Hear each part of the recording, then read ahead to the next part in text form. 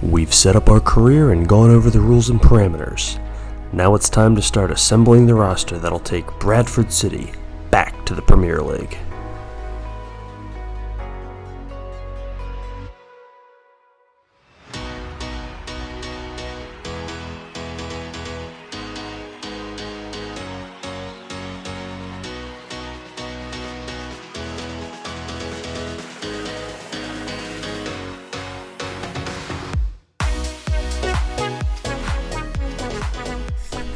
Welcome to episode 2 of Bradford City, Road Back to the Premier League. As always, don't forget to subscribe down below. You can also follow us on Twitter at TotalFIFACM, on Instagram at TotalFIFACareerMode, and on our website www.TotalFIFACareerMode.com.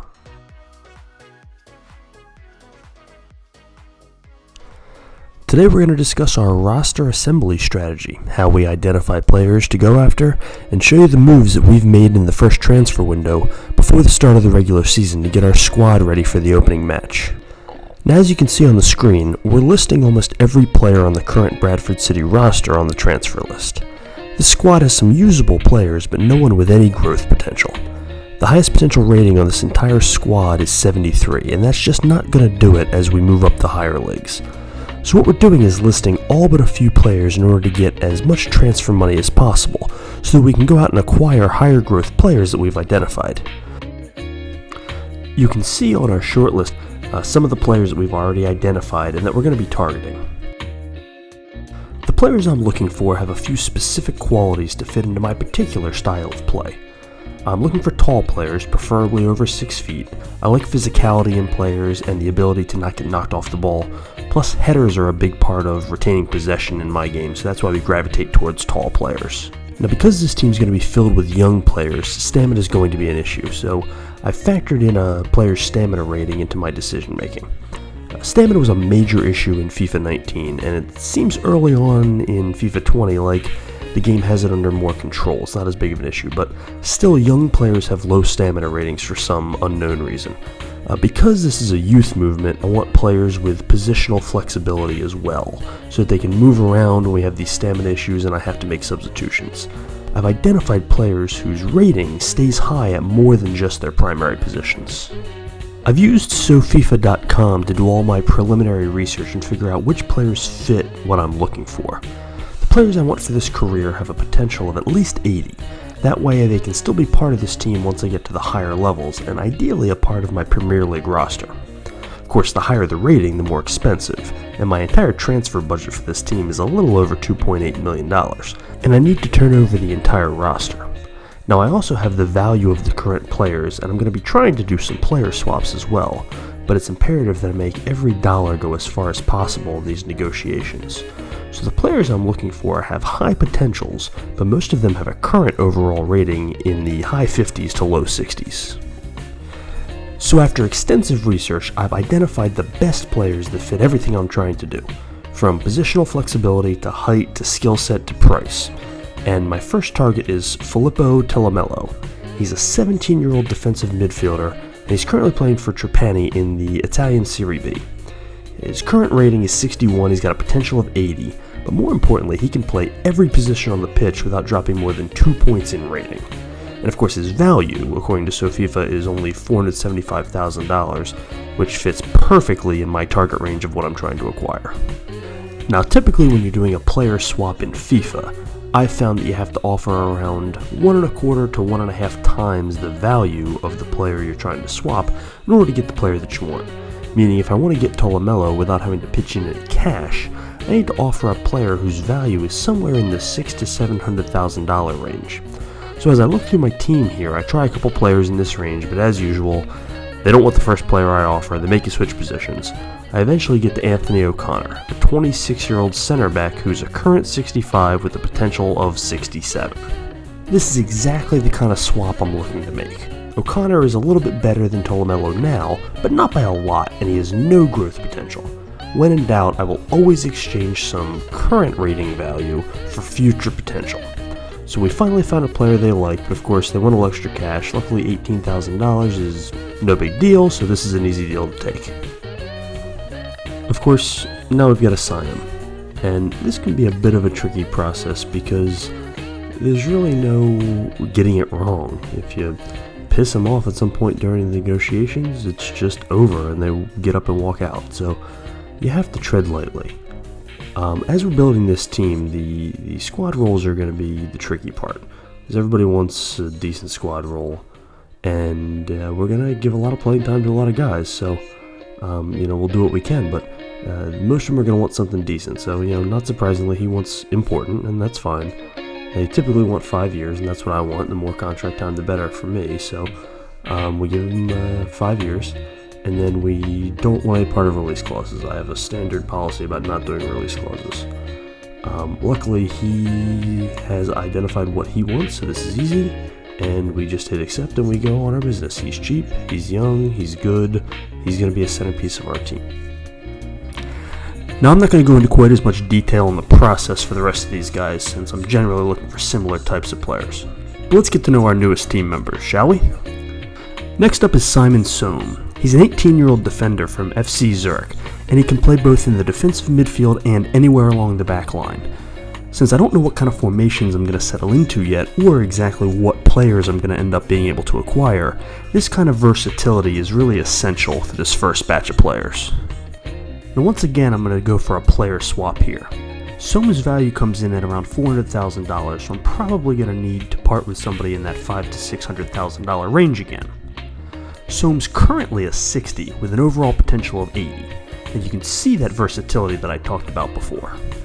After some back and forth, they finally agree to Hope Akpan plus cash, which is a little more cash than I'd like, but one of the problems with FIFA's negotiations is that once you get to the point where they agree on a player plus cash, you can't choose another player. You can negotiate the cash down a little, but your only other option is to back out of the negotiation altogether, and you lose your target. So 625 in player value plus 117.5 is more than I'd like to pay, so I negotiate it down a little, add a sell-on clause that's probably not going to come into play, and ultimately I go through with the deal because this is a guy I like. It's not a back-breaking deal, so I'll be okay. So we get into the signings, and not surprisingly, he wants to be an important player, and he's going to be. He's going to play either defensive midfield or center back or wing back every game. He wants 5 years, which is great. No release clause, nice cheap salary. Boom, we're done. He's on the team. Next up is Nathan Wood. He's a 17-year-old central defender from England. And he's a good example of having to compromise on a few things. He's got a lot of what we're looking for. He's young, he's 6'2", but he's not versatile. Despite what it says on there, center back, right back, you can't trust FIFA's positioning. He drops off significantly if you don't play him at center back. Luckily, that's exactly what I want him for. He's currently a 61 with a potential of 82, but as you can see there, he drops down to a 56 if you play him on the outside, so he really has to stay in the center. But a guy that size is exactly what we're looking for to anchor our central defense, and he's going to be a key player that plays every single game in the center back position. So with Wood's value at $525,000, the $800,000 value for Riley gets it done in one fell swoop, and on we go to the negotiations. Once again, he wants to be important, no problem there. Probably could have made him crucial had he really demanded it. He's going to play every game. 5 years, no release clause, just like everybody else. And they suggest a salary, nice and cheap, works for me. Sign him up and move on. Alright, our next guy is actually one of the players I was most excited about, but he's a little more expensive, so I waited until I got a couple of cheaper players under my belt. The guy I'm looking for here is Andres Perea from Atlético Nacional.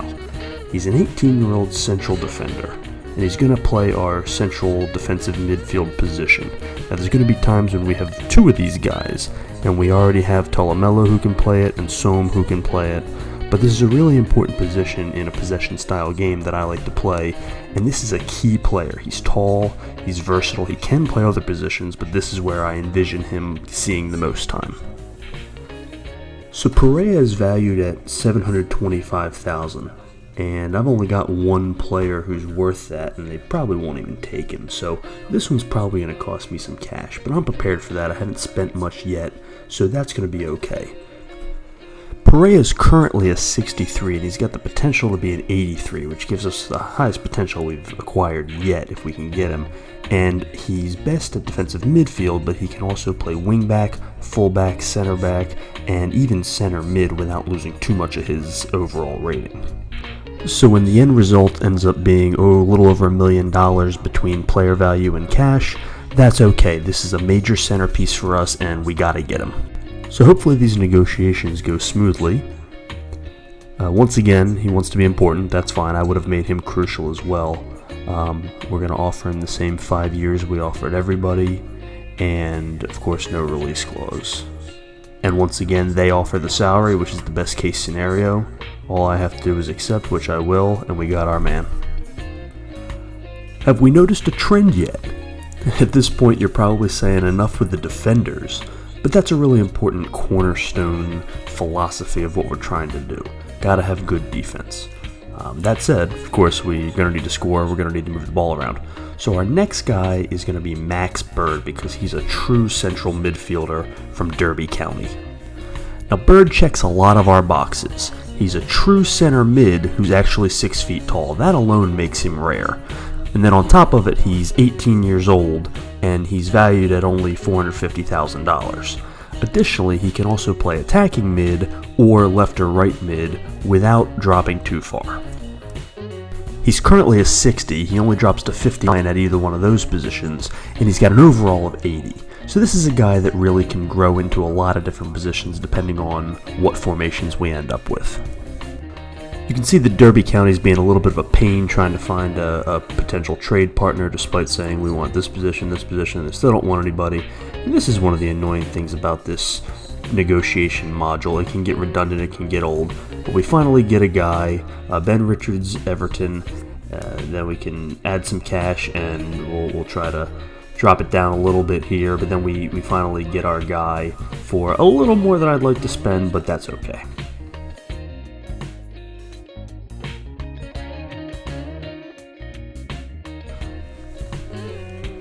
We want to keep these negotiations nice and simple.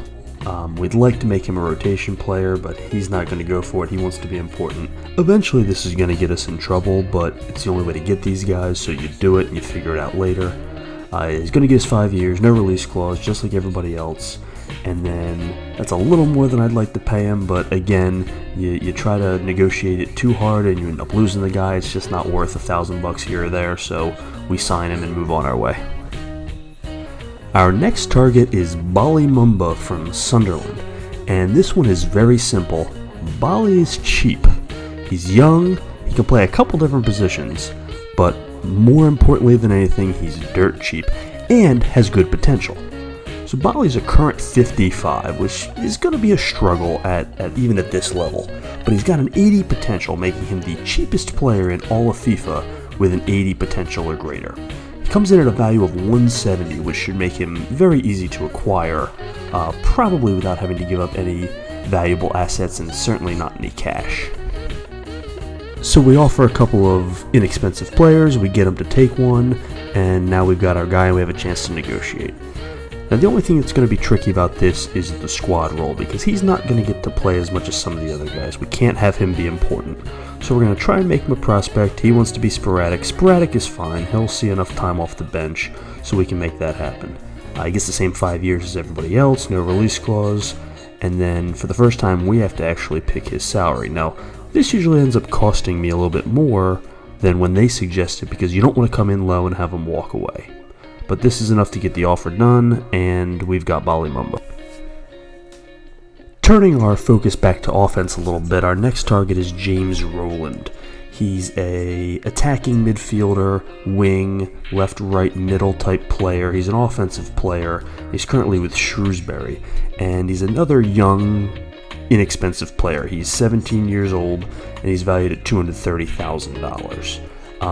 He is a 57 current rating and an 80 overall, so again, he's a guy who's going to be able to grow with this team. He may not be a key player yet, but he can play a lot of positions and provide us with a lot of depth, so he's a really good piece to add at this point, and we can do it pretty inexpensively. Last but not least for this round of moves is goalie Sonny Layton. He's a 17-year-old goalkeeper. He doesn't have a great overall, it's only 78, so I don't know how long-term he's going to be as my keeper, but he's one of the few goalkeepers I was able to actually acquire. A lot of the better young goalkeepers are unwilling to relocate or recently joined their clubs, so I was very limited, and maybe he becomes a backup down the road or I flip him at some point. Alright, that's going to be all the moves we make for this round. I was able to acquire 7 players, and that gives me enough under the age of 22 to be able to actually field a starting 11 with everyone 22 years of age or younger. And if you remember from the first episode, that was one of my rules. This is a youth movement. Even in exhibition games, I'm not going to play anybody over the age of 22. But Bradford City did have a couple of usable guys that I can play, so I've got enough to field a roster, which really gives me a good opportunity to get my new guys on the field, see how they play, see what their best positions are, see where they fit, and then reevaluate where I want to go from here with my remaining transfer fee money and the remaining players of value that I have to negotiate with. So that's going to do it for episode 2 of Bradford City, Road Back to the Premier League. Join us next time for some actual game action and some additional roster moves. As always, don't forget to subscribe down below.